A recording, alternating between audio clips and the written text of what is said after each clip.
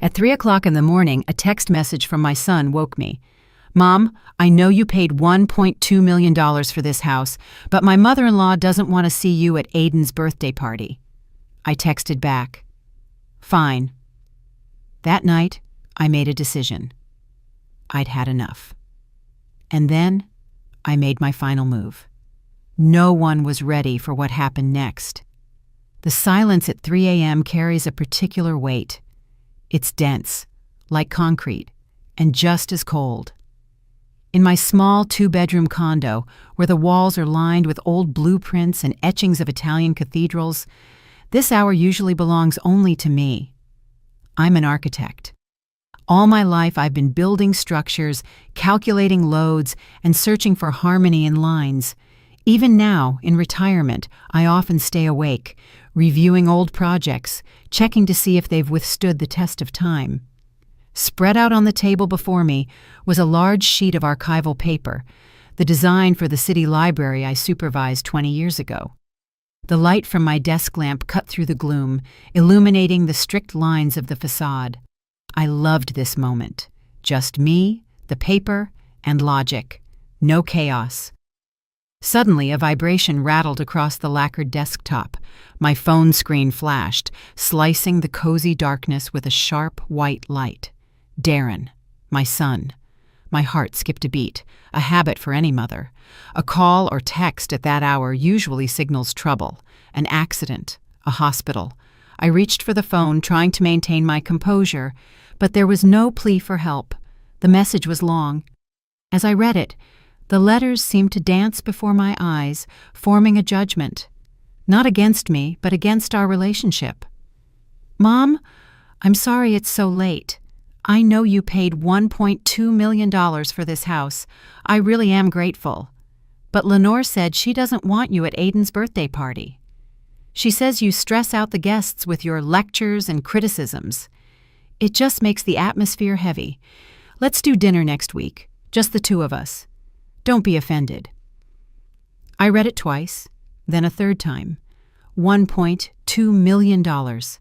I closed my eyes and didn't see figures. I saw years. I saw frosty mornings on construction sites where the wind chilled me to the bone, standing watch over the foundation pour, ensuring my son would have a future. I saw deferred vacations and the old coat I wore for 5 seasons to save every extra dime.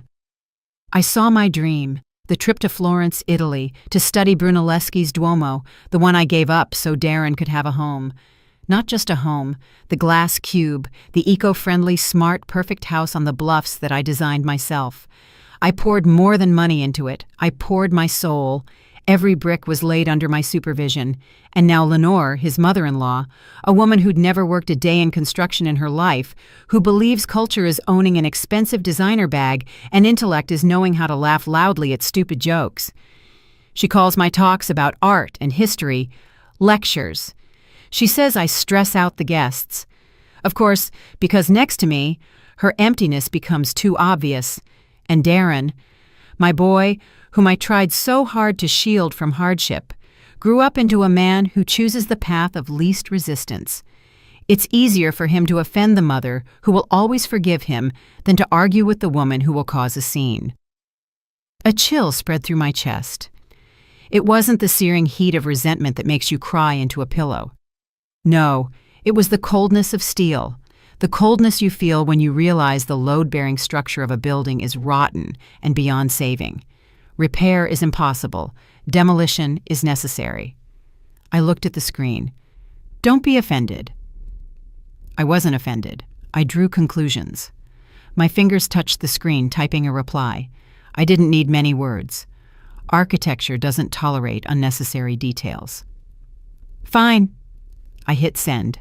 The screen went dark. Silence returned to the room. But it was a different silence now. It ceased to be cozy.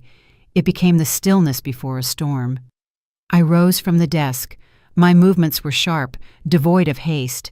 I walked to the old safe, hidden in the corner behind a bookshelf. I remembered the code by heart, just as I remember the proportions of the golden ratio. Click, click, click. The heavy door gave way. Inside, Among folders of documents and old family photographs lay a thick, gray leather portfolio. I pulled it out and placed it on the desk, right on top of the library blueprint. I opened the folder. Inside was the original gift deed for the house, the $1.2 million house where my son, my grandson, and the woman who decided to erase me from my family's life were sleeping. I hadn't just gifted them a house. I am an architect, but I am also a lawyer's daughter. I know that a foundation must be protected from groundwater, and generosity must be protected from ingratitude. My gaze skimmed over the contract lines. This was no standard purchase agreement. It was a conditional gift deed with a right of use. I flipped the page and found Clause 14, the clause of goodwill and preservation of family ties. 5 years ago, Darren hadn't even read the documents before signing. He was so happy, so blinded by the sparkle of the panoramic windows in the smart home system that he just signed where I pointed with my red drafting pencil. He trusted me, and I trusted my intuition. This clause stipulated that the donor, myself, Vivian Carmichael, had the right to unilaterally annul the gift and revoke property rights in the event of a loss of moral connection or explicit disrespect shown by the donee or any resident family member. But the clause had a limitation, the statute of limitations. I took my red drafting pencil, the same one I used to mark critical errors in projects, and circled the date the contract was signed. It was exactly 4 years, 11 months, and 29 days ago. The clause was valid for 5 years. I glanced at the wall clock. The hands showed just after 3 a.m. I had exactly 24 hours left. 24 hours until that right vanished forever and the house fully passed into their undisputed possession. 24 hours to turn that document from a simple piece of paper into a weapon. They thought I would just swallow it, that I would stay home, look out the window, and feel sorry for myself. They didn't understand one thing. I don't build houses in the air. I build fortresses. And every fortress has a hidden passage known only to the architect. I closed the folder. Tomorrow would be a long day. In the morning, I didn't even look in the mirror. I didn't need to see my reflection to know that my face was as gray and impassive as a brutalist high-rise on a cloudy day. I put on a severe, dark gray wool dress, buttoned every button up to my throat, and took the folder. The city was just waking up, but I was already on the road. My reliable old sedan, as dependable and unpretentious as I am, carried me away from the center toward the industrial districts. There, among warehouses and concrete fences, was the office of the Second Chance Foundation, a charity led by Clarence, or Claire, as I called him. Claire was a man with a complicated history. He'd made mistakes in the 90s that cost him 10 years of freedom. When he got out, no one wanted to hire him, no one except me. I was looking for a foreman who knew how to keep his word and get others to work. I took a chance on him, and he built the best sites in the city for me. Now, he was repaying his debt to society, helping men like him get back on their feet. His office smelled of cheap coffee and construction dust, a scent that always calmed me more than any French perfume. "Vivian Carmichael," Claire said, rising to greet me. His broad face, etched with deep wrinkles, showed genuine surprise. "This early? Is everything all right?" I silently placed the gray folder on his desk, right on top of an estimate for buying brick. "I need your lawyer, Claire, and I need your foundation seal, right now." Claire frowned, but didn't ask questions. He'd known me for 30 years. If I said now, it meant time was running out. He pressed the intercom button, called his in-house lawyer, a young guy in glasses, and motioned for me to sit.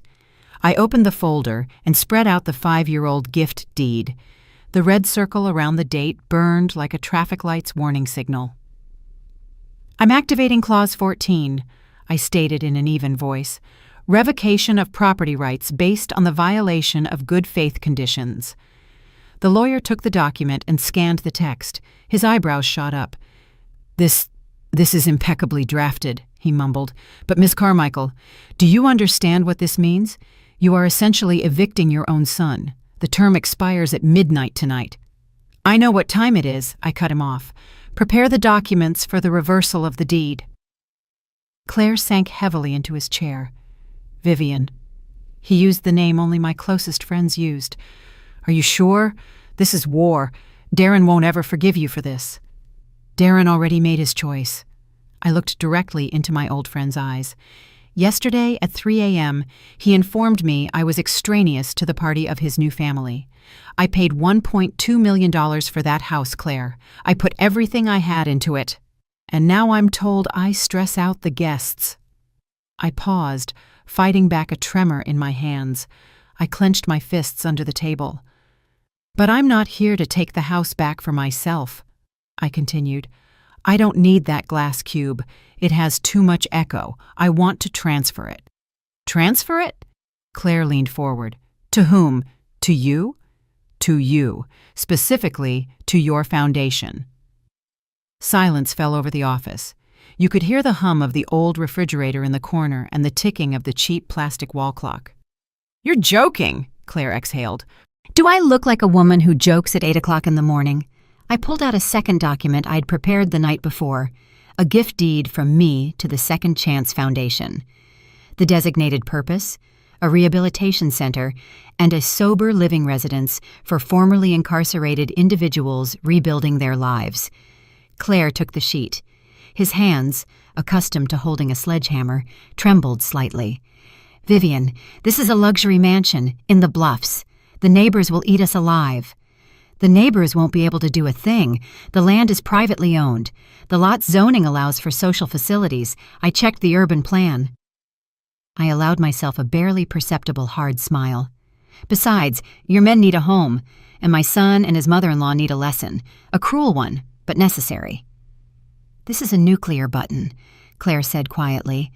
If we sign this, there's no turning back. You're destroying their world. I thought of Darren's text. I remembered how Lenore, that woman with the fake smile and empty eyes, had been slowly displacing me from the house I built. How she changed the curtains I chose, rearranged the furniture, violating the composition, and forbade my grandson from touching my books. They wanted me to become invisible, a shadow who just sends money. They wanted me to disappear, I said, and my voice was firm as a hammer blow. Now I will disappear, but so will the roof over their heads. Where's the pen? The lawyer silently offered me a heavy fountain pen. I didn't hesitate for a second. A flourish. Another. The date. The seal. The sound of the seal pressing onto the paper was like a muffled gunshot. Dull. Final. The transaction is registered, the lawyer said, typing rapidly on his laptop. Thanks to the electronic signature, the title transfer will take place within a few hours. The foundation will be the legal owner by evening. I stood up. There was a strange emptiness inside me. Not malice or triumph, just the feeling of a completed job, as if I had demolished an unstable building that threatened to collapse on passers-by. Thank you, Claire. Expect your new tenants. They'll find the locks have changed soon enough. I stepped out of the stuffy office into the autumn air, cold and clear. I inhaled deeply, trying to fill the emptiness in my chest with oxygen. I was almost at my car when my hand instinctively reached into my purse for my phone. Why? Perhaps a masochistic urge to check if my son had written, "Mom, I was wrong." There was no text, but there was a social media notification. The algorithm helpfully served up a story from the user Lenny Avant's life. I tapped the circle with her photo. The video loaded instantly. It showed my garden, the one where I planted rare hydrangeas, selecting the shades so the blossoms bled from one color into the next, like a watercolor. The camera was shaky. Lenore was filming herself on the move. She wore a garish, tasteless fuchsia coat. "Well, ladies," she announced in her sharp, affected voice, pointing her freshly manicured finger into the distance. "I finally got around to it. Next week, everything here will be different. I'm sick of this boring old money stuff." The camera swung around to my gazebo, my wrought iron gazebo. I had commissioned it from the best artisans, based on 19th century sketches. I loved sitting there in the mornings with a cup of tea, watching the fog over the river. It was my sanctuary, my place of strength. "This eyesore is the first thing we're tearing down," Lenore declared gleefully, walking closer and kicking the delicate wrought iron leg with her expensive boot. We're putting in a barbecue area with a huge grill and a jacuzzi. I guess the old owner thought gardens were for reading books, not for living it up like a decent person. What a laugh. Anyway, bye, ladies. Get your outfits ready for the party. The video cut off. I stood in the middle of the gritty industrial parking lot, clenching my phone so hard my knuckles turned white. The pity that had still flickered at the bottom of my soul, that tiny, irrational maternal pity for my child, went out. Lenore had just signed her own death warrant. She wanted to tear down my gazebo. Well then. I opened my contacts and dialed Claire's number. "Claire," I said, looking at the dark screen, "don't delay the move. Send the men over today and tell them not to be shy." I returned to my condo, but my thoughts remained out there on the bluffs. I knew their routine better than they did.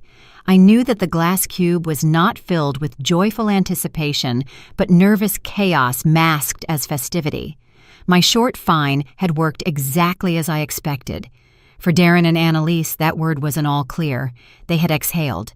I could almost physically feel their relief. Mom's calmed down, Darren must have told his wife. She learned her place, Lenore must have added, victorious. They assumed my pride was broken, that I had swallowed the insult and accepted the role of the pariah. Fools. They didn't realize that in statics, fine is not consent. It is the state of a system just before a controlled demolition. I sat at my computer and opened the smart home control panel. I programmed the system myself. I knew every sensor, every actuator, every logical node. On the large monitor, the life of my former house unfolded in graphs, video streams, and activity logs. On the screen from the gate camera, I saw a courier. Claire was efficient.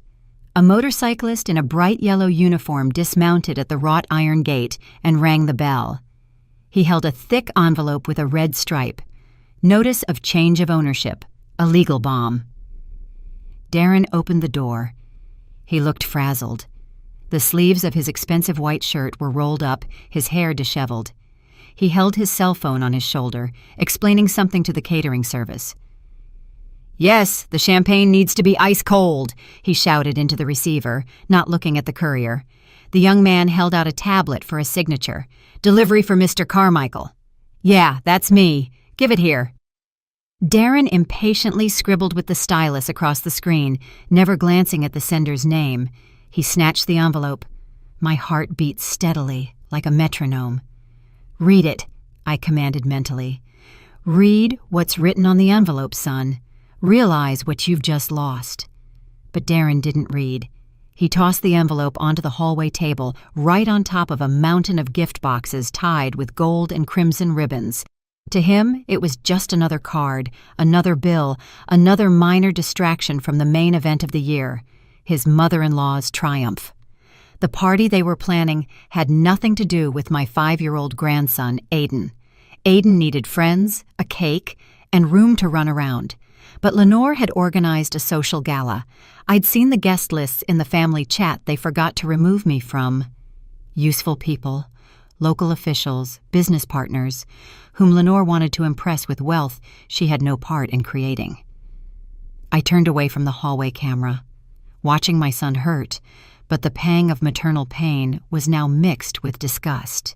He had chosen his own blindness. Suddenly, a warning window flashed on my monitor, pulsing red. Attention. Attempt to modify administrator rights. I frowned. Someone was trying to access the root settings of the security system. I quickly checked the log. The request was coming from the tablet in the living room. Lenore. Of course. It wasn't enough for her to physically banish me. She wanted to erase my presence from the digital space, too. She was trying to change the master code so I couldn't even remotely open the gate if I decided to drop by. She wanted to lock the fortress from the inside. Lines of code raced across the screen. She entered standard passwords, the grandson's birthday, names, simple combinations. 12345, Trofimov. Naive. I protected that system with 256-bit encryption. Access denied. Access denied. User locked for 60 minutes. I pictured her face at that moment, contorted with rage, bewildered. She was likely stabbing the screen with her long nail, cursing the stupid technology. "You want to control the house, Lenore?" I whispered, gazing at the blinking cursor. "You want everything your way? Fine. Architecture is the art of creating an environment. Let's create an environment that matches your soul." My fingers flew across the keyboard. I entered the manual climate control mode. The house was designed like a thermos. It held heat perfectly, but the air conditioning system was powerful, designed for hot Georgia summers. I found the living room and banquet hall tab, current temperature, 75 degrees Fahrenheit. Comfort, warmth, coziness.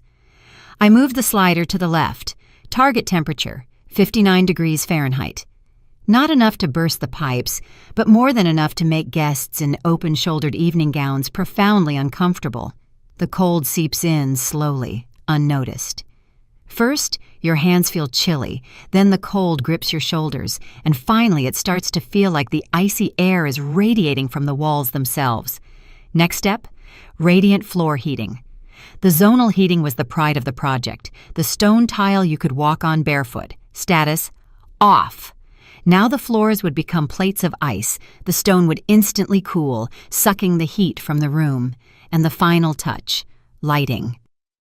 I always taught Darren that light is mood. Warm light, 2700 Kelvin, is relaxing. It creates intimacy, hides skin imperfections, and makes faces more beautiful. It's the light of candles, the light of a hearth. That was the light setting for the party. I opened the scenario settings. Evening, color temperature, 6500 Kelvin. That's the color of an operating room. The color of a morgue, cold, harsh, sterile white light that shows no mercy. It highlights every wrinkle, every layer of makeup, every spot on clothing. Under that light, food looks unappetizing, and people look sick and tired. It causes a subconscious anxiety, an urge to leave, to flee. I clicked Apply and locked the ability to manually change the settings from the wall panels. On the monitor, the indicators began to change. The temperature graph slowly crawled downward. I leaned back in my chair. It was quiet and warm in my condo, but out in that $1.2 million house, a climatic winter was beginning. They wanted a Cold War. They got it. Now, all that was left was to wait. Claire said the guests would arrive just as the fun was getting started. In the meantime, Lenore could try to explain to her socialite friends why the atmosphere in her luxurious mansion resembled the waiting room of a county hospital in November. I closed the laptop. It was time for a cup of tea. The tea in the porcelain cup grew cold, covered with a thin film, but I didn't take a sip. Not just a vengeful person, but a professional, an engineer, had awakened in me. When you see a crack in a facade, you can simply plaster over it. Or you can start digging deep to find the cause of the foundation settling. Lenore was the crack, and her behavior was hysterical, animal aggression.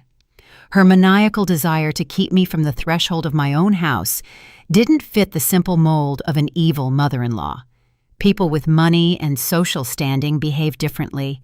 They're condescending, they ignore, they don't fight.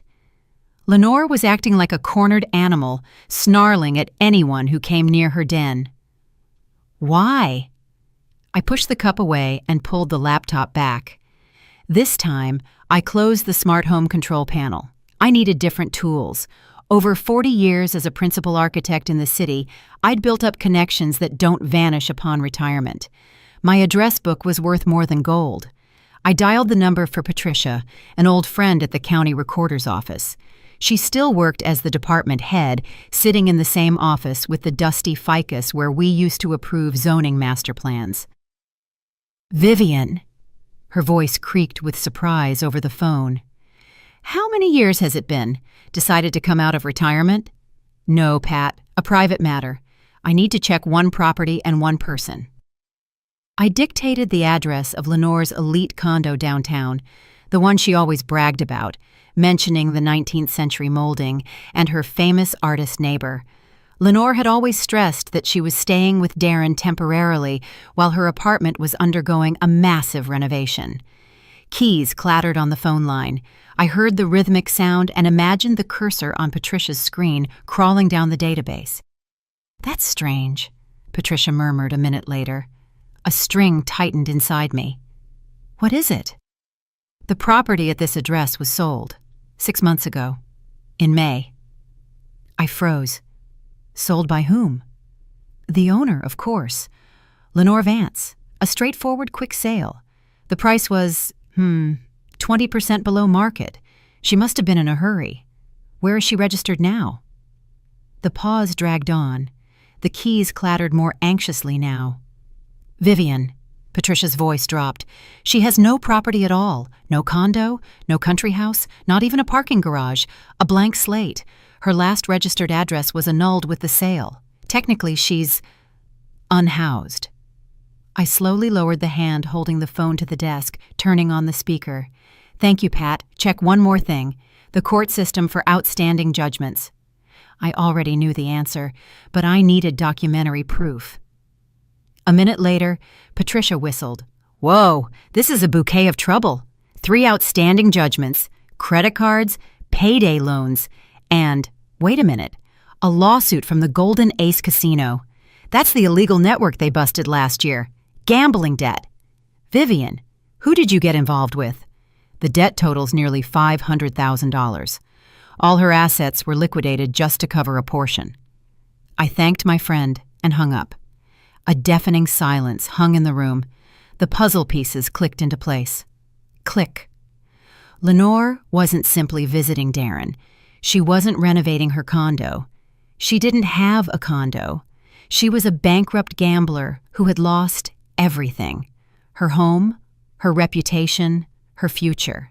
That's why she was so desperate to latch on to my son. That's why she was gradually moving her things in. I remembered noticing a month ago that the guest wing, the 2 rooms with a separate entrance that I designed for Darren's friends, had been locked. Darren had shrugged it off. It's Lenore's storage for the renovation. It wasn't storage. It was her life. Those boxes I glimpsed on the cameras were everything she had left. She hadn't moved in temporarily. She had moved in permanently, like a parasite implanting itself in a healthy organism when its own host dies. And that's why she so fiercely fought to expel me. I was the only threat. As the owner and creator of the house, I could walk into the guest wing at any moment. I could see that there wasn't just storage there, but a lived-in space. I could ask questions. I could verify. She needed to isolate Darren from me to maintain her legend of the wealthy mother-in-law who was just helping out the young couple. If Darren found out his mother was being pushed out, not because of her personality, but out of fear of exposure by a broke gambler, everything would collapse. She was going all in, and my house was the stake. I opened the video stream from the surveillance cameras again. Now I looked at the scene with different eyes. I didn't see an arrogant socialite swaggering through the living room in a fuchsia dress. I saw a con artist, an unhoused woman who had stolen my family to ensure herself a warm retirement at my expense.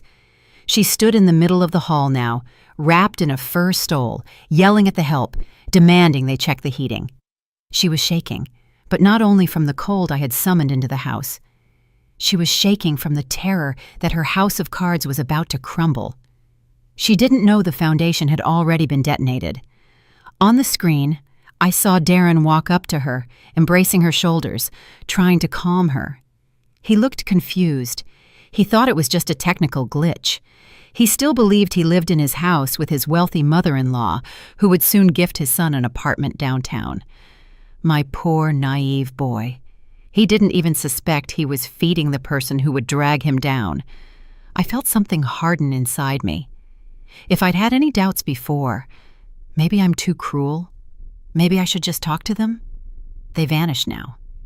It's useless to talk to parasites. They need to be eliminated. I glanced at the clock. Time was moving. The Second Chance Foundation bus had surely left the depot by now. "You wanted to live the high life, Lenore?" I whispered to the screen. "You wanted to hide your poverty? Well, tonight, your secret is going to become public knowledge. The irony is, you invited the audience to your execution. I closed the laptop. It was time to get dressed.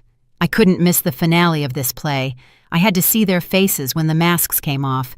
I headed to my closet. I needed something stark, something black, mourning attire for their illusions. I parked my car in the shadow of a tall arborvitae about 50 yards from the gate. The engine fell silent, and I rolled down the window, letting the frosty air in. From here, my glass cube was visible, and the spectacle was, I had to admit, surreal. Because of my lighting settings, the house glowed with a sickly pale surgical light, cutting through the cozy twilight of the neighborhood. Through the panoramic windows, I could see the guests. They looked like frozen mannequins in a high-end storefront. Women in evening dresses huddled in shawls and their companions' jackets. The men shifted their weight, pretending that 59 degrees indoors was the latest European fashion for freshness. Lenore darted among them like a wounded bird. She wore a heavy velvet dress the color of overripe cherry and a fur manteau she wouldn't take off. I saw her forcefully shoving champagne flutes into the hands of the trembling guests, laughing loudly, throwing her head back, and talking quickly, trying to distract them from the fact that their breath was fogging the air. It was the theater of the absurd, a cocktail party during an ice age. Suddenly, the music, which barely reached the street, was drowned out by the laborious roar of a diesel engine. This was not the soft rumble of a Cadillac Escalade or a Mercedes S-Class that the residents of this neighborhood were accustomed to. This was the cough of an old, exhausted shuttle bus. It pulled up to the gate, squealing its brakes. The bus, an old white Ford E-Series with rust streaks down its sides, stopped directly across the entrance, blocking some official's polished SUV. On its flank, the logo was stenciled in paint, 2 hands breaking chains, and the words, in large letters, Second Chance Foundation. The doors hissed open. The music in the house died. Guests, relieved to have an excuse to leave the refrigerator, streamed toward the windows and the porch. Claire was the first off the bus. He wore his usual leather jacket, a folder tucked under his arm, calm as a boulder. Behind him, 12 of his men began to alight, their work boots clattering on the asphalt. These were not the people usually seen at buffets in this area. Tough men with faces scarred by life. Shaved heads in work overalls stained with plaster and paint. Tattoos, rings, domes, Gothic script, blued many a forearm. They disembarked efficiently, without fuss. One carried an aluminum stepladder, 2 others hauled heavy toolboxes. A fourth, a huge guy with a broken nose, casually slung a sledgehammer onto his shoulder. They didn't look at the stunned guests in tuxedos. They looked at the house like an object, like a job. The gate swung open, and Darren ran out to meet them. He was in just his shirt, and he was shaking from the cold or the terror. "Hey, who are you?" His voice cracked into a falsetto. He ran up to Claire, trying to block his path. "You can't park here. We're having a private event. Move the bus. You're blocking the guests' exit." Lenore was already standing on the porch, clutching the railing. Her face, even in the dead white light, seemed whiter than chalk. She understood. Her con artist instinct told her this wasn't just a construction crew. Claire stopped. He measured Darren with a look that held neither anger nor sympathy. Only tired determination. "We're not parking, Darren," Claire stated loudly, so everyone could hear. His bass voice rolled across the lawn, silencing the guests' whispers. "What do you mean, not parking? This is private property. I'm calling neighborhood security right now," my son shrieked. Claire slowly opened the folder and pulled out the very document with the seal we had signed that morning. He spread it out in front of Darren's face like a shield. "No need to call security. Our documents are in order." Claire took a step forward, forcing Darren to retreat. "As of yesterday, this house no longer belongs to your mother. She donated it to the Second Chance Foundation." A gasp rippled through the crowd of guests. Someone dropped a glass. The chime of the breaking glass sounded like a shot. "What, Mom? Donated it?" Darren froze, staring blankly at the paper. "To whom?" "To us." Claire nodded toward his men, who were already efficiently measuring the gate width with a tape measure to bring in bunk beds. "We live here now, Darren." Claire smiled, but his eyes remained cold. "According to the Foundation's charter, this will be a sober living residence. Guys, bring it in," he commanded, waving his hand. "Start with the living room. Plenty of space there. We can fit 20 bunks. And you might want to move that Mercedes out of the way. It's blocking the cement delivery." Claire's words hung in the icy air, heavy and inescapable, like a concrete slab falling from a crane. For a second, there was absolute, ringing silence, in which one could only hear the heavy breathing of the 12 tough men and the distant bark of a dog. Then, a shriek tore through the silence. "Get out of here!" Lenore flew off the porch, tangling in the hem of her cherry dress. Her face was distorted, the socialite mask cracked, revealing the snarl of a street brawler. "Get out! This is private territory! I'll call the police! I'll sue all of you!" She lunged at Claire, raising a hand with long, predatory nails, but he didn't even flinch. He stood, feet wide apart, calm as a rock against which dirty waves break. "Calling the police is your right, ma'am," he boomed, without raising his voice. "Only I'm afraid they'll have more questions for you than for us. We have the property deed. And you?" Slowly, with deliberate neatness, Claire took the very envelope the courier had brought that afternoon out of his jacket pocket, the same envelope Darren had carelessly tossed onto the table. "Darren," Claire handed the envelope to my son. "This is the notice of eviction. You signed for it yourself today at 2:30 p.m. Is this your signature?" Darren, white as a sheet, took the envelope with trembling hands. He looked at it as if he were holding a poisonous snake. I thought it was a delivery," he stammered. "You should have thought before," Claire cut him off. "According to the law, you have 24 hours to remove your personal belongings. Everything left after that time becomes the property of the Foundation and will be used for the residents. Time starts now." Claire pointed demonstrably at his wristwatch, then nodded to his men. "Let's get to work, fellas. Start dismantling the bar counter. We'll put the bunk beds there. Take the paintings off the walls and stack them neatly on the lawn." The shaven-headed men moved toward the house in a single unified front. The guests, seeing this implacable force, scattered in a panic, clutching their purses and champagne glasses. Some ran to their cars, others simply froze in a daze. I knew. It was time. I opened my car door and stepped onto the gravel. The frost immediately stung my face, but I welcomed the cold. It was sobering. I adjusted the collar of my black coat and walked slowly toward the gate. I didn't cross the line. I stopped exactly at the mailbox, on the boundary of the lot. This was now someone else's land, the Foundation's land. I respected boundaries both in blueprints and in life. Darren saw me first. In the glare of the spotlight streaming from the house windows, I must have looked like a ghost. His eyes widened. He threw the envelope aside and rushed toward me. He ran clumsily, stumbling in his unbuttoned shirt. I noted with bitterness that he ran not as a son to his mother, but as a terrified child to the person who always solved his problems. But there was no remorse in his eyes. There was the horror of loss. "Mom!" he screamed, running up to the fence. He gripped the cold metal bars separating us. "Mom, are you out of your mind? Do you see what they're doing? Stop them!" I looked at him calmly, feeling a strange detachment. Somewhere deep inside, the mother's heart was bleeding, but my architect's mind had already sealed that foundation with concrete. "I can't stop them, Darren," I said quietly. "It's not my house anymore." "You couldn't have done this." His voice broke into a wail. "It's $1.2 million. Mom, you spent all your savings on it. You can't just give it to some ex-cons. It's my inheritance." Money. Always money. Not, "This is our home. This is where your son grew up." He saw only walls and a bank account number. "It was a home, Darren," I replied, and my voice was harder than steel. "I built it as a fortress for a family, but the family isn't there anymore. And if there's no family, why do we need the walls? Now it's just an asset, a tax write-off."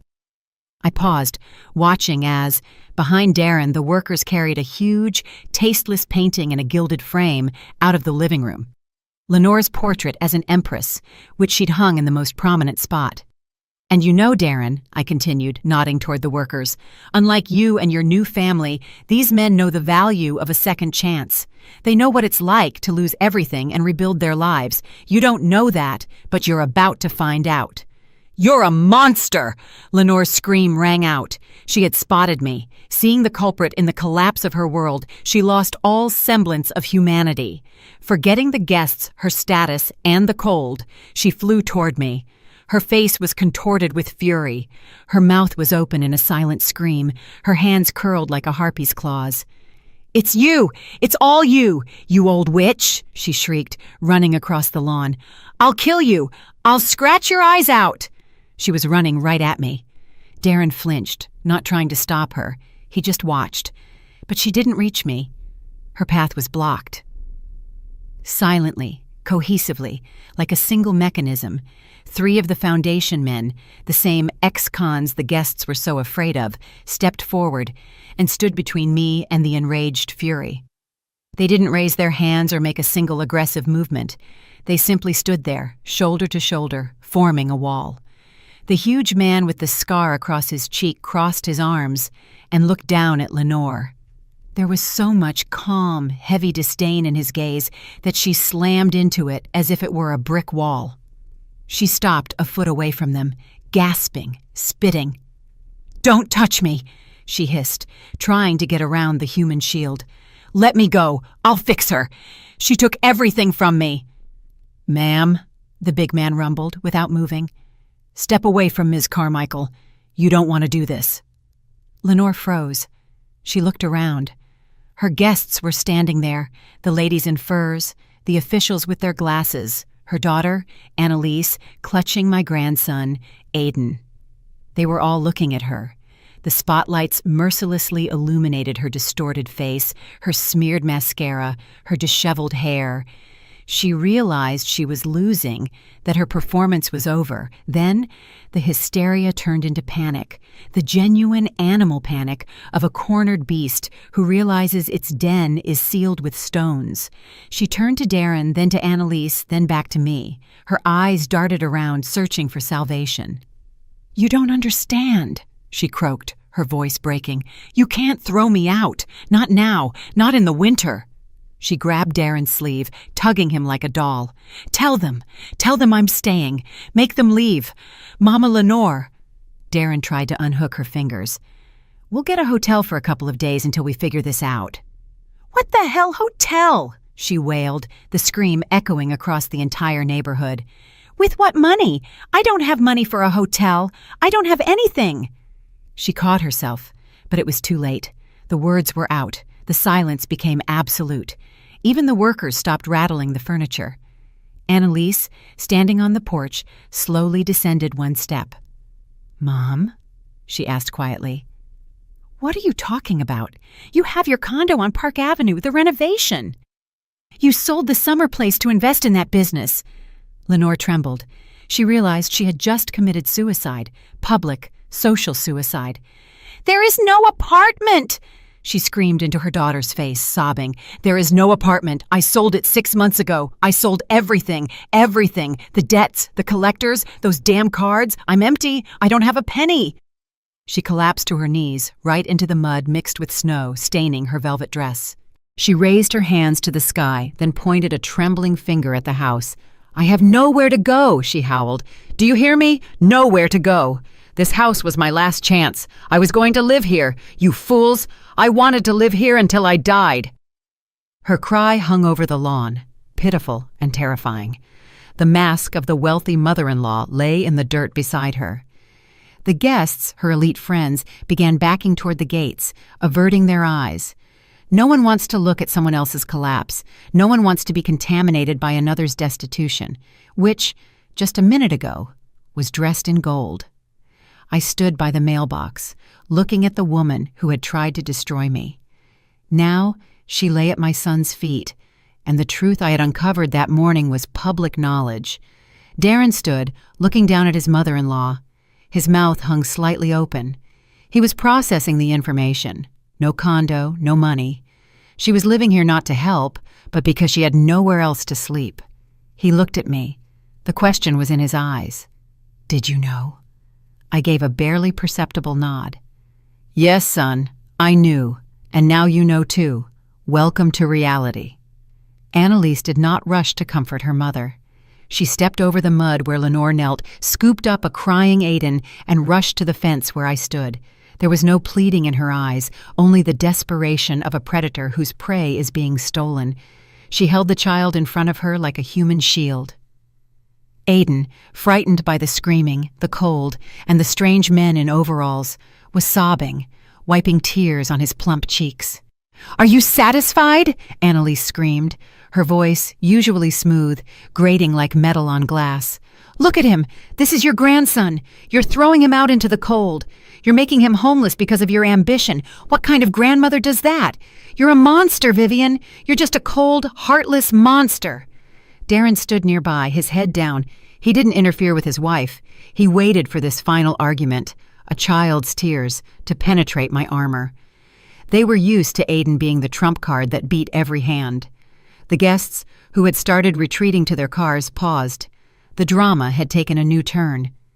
Everyone waited for my reaction.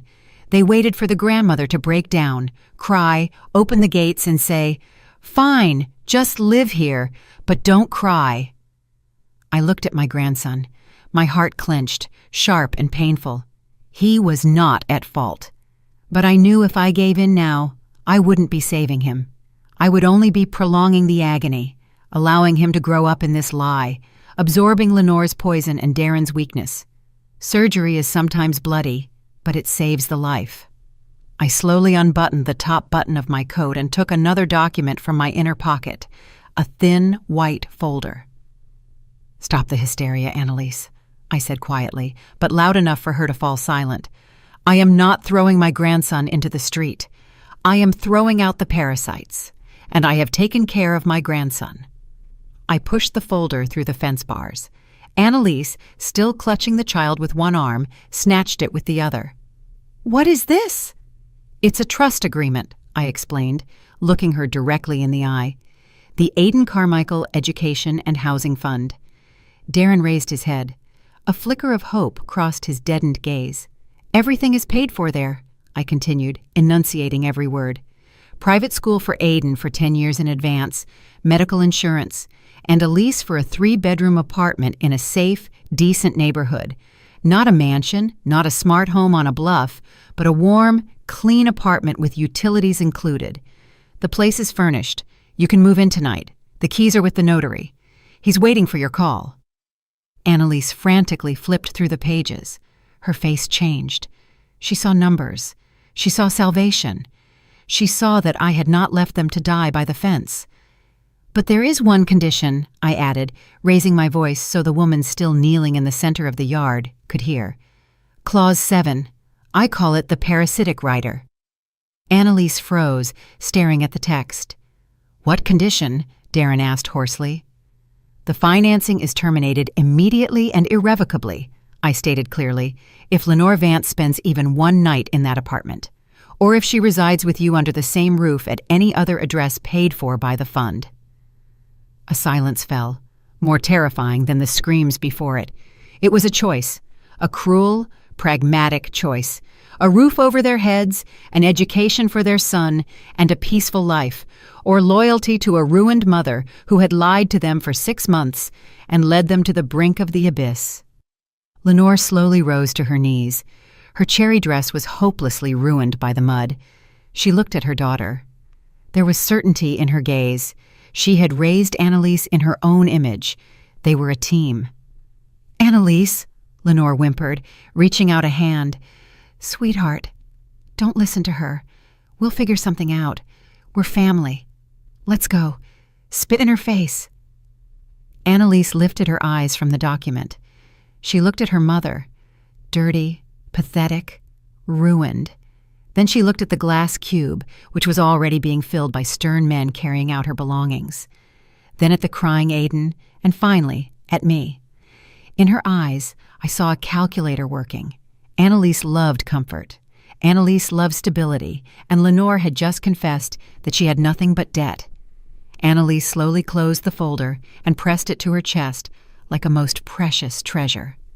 "Annalise!" Lenore's voice cracked. "You lied to us, Mom," Annalise said. Her voice was icy. "You said you had money. You said you sold the condo to buy a place in Spain, and you lost everything." "I only wanted to make things better. I wanted to win it back for you," Lenore wailed. "You almost cost Aiden everything." Annalise took a step back, moving away from her mother. She turned to Darren. "Darren, call the notary. We're getting the keys." Darren, always the follower, looked at his wife, then at his mother-in-law, and silently pulled out his phone. He had chosen a side, the side that was warm and free. The guests watching the scene finally understood. The party was over. The illusion of the wealthy family had crumbled into dust. A shameful retreat began. A lady in furs, who half an hour ago had admired Lenore's generosity, sidled toward the exit. She tightly clutched a box containing an expensive kitchen mixer, a gift for the birthday boy. "Where are you going, Isabel?" I called out venomously, unable to stop myself. "What about the cake?" The woman quickened her pace, pretending not to hear. "Wait!" Lenore suddenly cried out, lunging toward the guests. "Help me, someone! I need a place to crash for a couple of days! Isabel, we're friends!" "Sorry, darling, we're renovating," Isabel mumbled, diving into her car. One by one, the friends dissolved into the darkness, taking their gifts with them. No one left even a toy car for Aiden. They took everything, realizing there was nothing left for this family to reciprocate with. Lenore was left standing alone in the emptying yard, rejected by her daughter, abandoned by her friends, destroyed by her enemy. And then the front door of the house burst open. Two of Claire's men stepped onto the porch. They were carrying a huge garish painting in a heavy gilt frame, some landscape with swans that Lenore had bought for a ridiculous sum at an art fair, claiming it was a future classic. "Where does this go?" one of the men asked, shouting over the wind. Claire, standing by the entrance with a tablet, waved his hand toward the lawn. "Put it on the grass and take out those cheap plastic Greek goddess statues, too, and those 3-foot-tall vases. No place for them in a sober living house, they just collect dust." The men dropped the masterpiece with a crash right onto the damp grass, leaning it against the wrought iron fence. Next came a gilded floor lamp shaped like a palm tree, then boxes of Chinese porcelain that Lenore passed off as antiques. The lawn, designed as a model of landscape minimalism, was rapidly turning into a flea market. The things Lenore used to buy status now lay in the dirt, unwanted, ridiculous, and pathetic in their cheap pretentiousness. Claire walked over to the fence and looked at Lenore, who stood hugging herself, trembling from the cold. "Ma'am," he said professionally, "if you need any of this junk, take it now. In 1 hour, we're calling the trash collection service." I turned and walked to my car. I'd had enough. I didn't want to watch her rummage through the pile of things trying to save her fake treasures. I got behind the wheel. My hands weren't shaking. In the rearview mirror, I saw Darren and Annalise get into their taxi without a single glance back at Lenore. The lights of the glass cube had switched from deathly white to a normal, warm glow. The new owners were reprogramming the house for themselves. I started the ignition. The road to the airport lay ahead of me, but first I had to pack a suitcase. A real suitcase for a real life this time. I'm really glad you're here and that I could share my story with you. If you liked it, show me by liking the video and subscribing to my channel. Let's see how many of us there are. Write in the comments which city you're watching from and what time it is. I'm so curious to know where all you wonderful people are tuning in from. If you want to support me a little extra, you can also send a small donation. I share new life stories for you every single day. And now 2 of my most popular stories will pop up on the screen so you can choose what to watch next.